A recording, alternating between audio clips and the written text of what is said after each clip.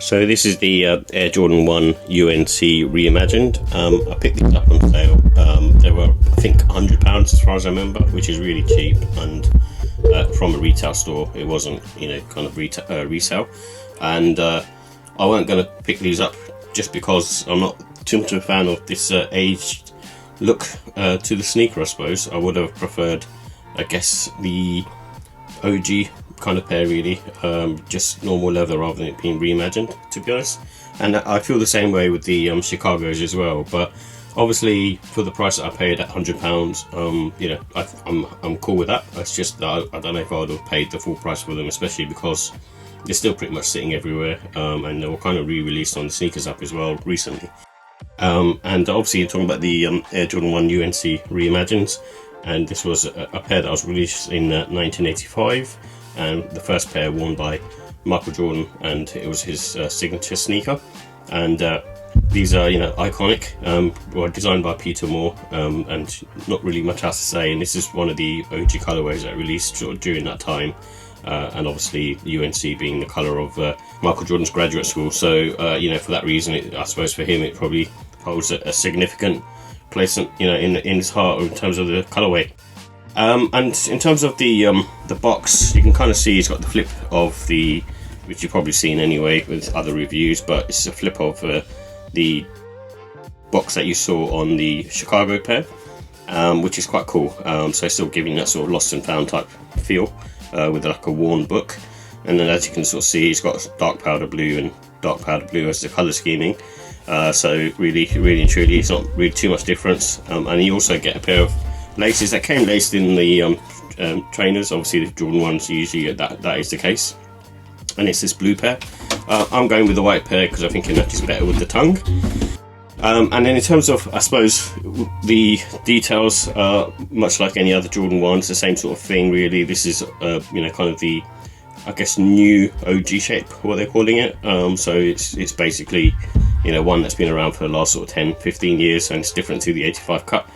And then in terms of like its midsole, I suppose tech, it's got like an air unit in the heel. Not too much, you won't feel it with this particular pair. You do feel it a little bit more with the 85 cut, and because of the polyurethane midsole that's in there. This still has a polyurethane midsole, it's just not as I guess comfortable. Something's a little bit softer about the 85 cut. It might be the insole itself, but also the midsole feels a little bit sort of softer, and you can feel the bit of bounciness from the air unit.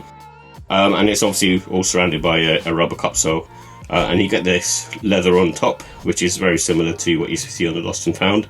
And so you can sort of see hopefully the cracking that appears on the sneaker. Try to get that under the lighting, because you can kind of see it more under lighting, but under normal lights you won't see it as much. And then also you got it around the ankle collar as well. And in terms of the outsole as well, it's got that sort of worn, powdered sort of finish to it as well. So it's either you like it or you don't like it. Also, like I said, depends on the price that you get them for as well.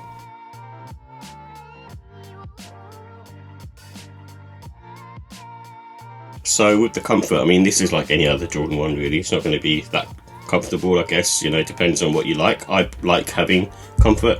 As the older I get, the more kind of firmer and neutral type, I suppose, stance that I like on my foot, and they seem to be sort of attracted to more I guess New Balance sneakers as well, because they are very neutral on foot, and I prefer kind of slightly less padding, so I kind of go towards more the sort of thinner padded silhouettes, especially like with the Air Jordan 1 having this sort of low slung midsole unit in there. Is you're more sort of nearer to the ground, and I just prefer that. I don't know, there's something about wearing these types of shoes, it just feels good for my foot, and also I don't get sort of calf strain and that kind of stuff, or like pain around the ankles of my foot. So it just depends on what you like. Some people need a bit more support, but for me this neutral kind of stance seems to be good. And then obviously I wear other types of trainers for training and things like that, so these are kind of a nice thing to wear, like having a more of a firmer sole to basically just walk around in all day. It's not going to be the most comfortable, but if you can get your foot used to this kind of feel, then it's better for your foot overall, I think. And in terms of sizing, I mean, I did basically go a half size up, which I normally do Jordan 1s, and it's just my preference really. I'm fine with like going true to size, but because I have a wide foot, I sometimes get a little bit of pinky toe issues, and it depends on the cut of the Jordan 1. With this particular one, it's not so bad, but some Jordan 1s, they kind of sort of dig in a lot more on the pinky toe, and just depends on how they've been cut in terms of the leather panels. With the 85 cuts, I've definitely got half size in those just to get extra space because they have a bit more padding in them. But overall, I think, yeah, you can go true to size on these. They do kind of wear in after a while. It's just my preference is just not to do that, and it's because I don't, wear my Jordan 1s, that often, and I have, a rotation going on that, I don't want to sort of wear them in. I just want them to be comfortable straight out of the box. And, with the outsole as well, it's grippy. I don't think it's grippy on the back side, much like any other sort of Nike trainers, especially in the wet, so just be wary of that. But I tend to, like nowadays, walk more on my, being a 4-foot striker, so I find this part gets worn out quicker, but I also have more grip on here anyway, so that's probably a good thing.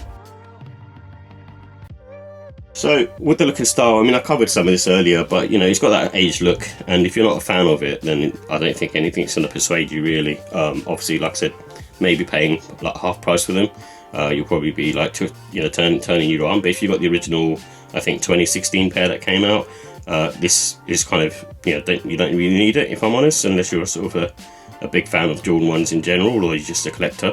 But yeah, for anyone else, you don't really need these. Like I said, if they come out in a regular low cut, I would probably pick those up and not have these anymore and just sell these on, because I still would prefer like an original version of it, just as a purist. But this is the age look on here. It's not so bad actually, and I do like the colorway overall. I think it's a nice colorway, good for sort of the, I'm not going to say summertime, because I don't feel Jordan 1 highs are good for the summertime, but I think if you're wearing it for sort of autumn and springtime, they're a good sneaker to have around, just because of that color scheming. It's quite sort of bright and vibrant. And you got that sort of age look on the midsole as well, which I think hits it off quite nicely as well. So with the ratings, I think with this one I'm going to go with a 4. The reason why is just because of that, the age look really. If they didn't have the age look, it'd be a 5. It's an OG colorway. It's just simply that really. Like I said, I'd prefer leather panels not to have these pre-vintage cuts in them, unless there was like a specific story behind them, which this one does have. But similar to sort of the, I suppose, the Nigel Sylvesters that are coming out, they've got like a pre-worn look to them, but I think that's kind of done on purpose. So I kind of like the storytelling behind that one. But with this one, I think most people probably would have just preferred the original version, if I'm honest. And that kind of leads me to the comfort as well. So again, Jordan 1s aren't the greatest in terms of comfort, but this one's still, it's a 4, like I said, because it's got the air unit in there, and just overall comfort from wearing sort of a standard dunk. This is kind of more like an SB dunk, so it's kind of fine. It's neutral on foot, it's quite sort of simple, and you're not going to experience too many issues with it. It's just a flat-footed sneaker at the end of the day. And then also with the quality, same thing again. I think with that one, probably just go with a 4.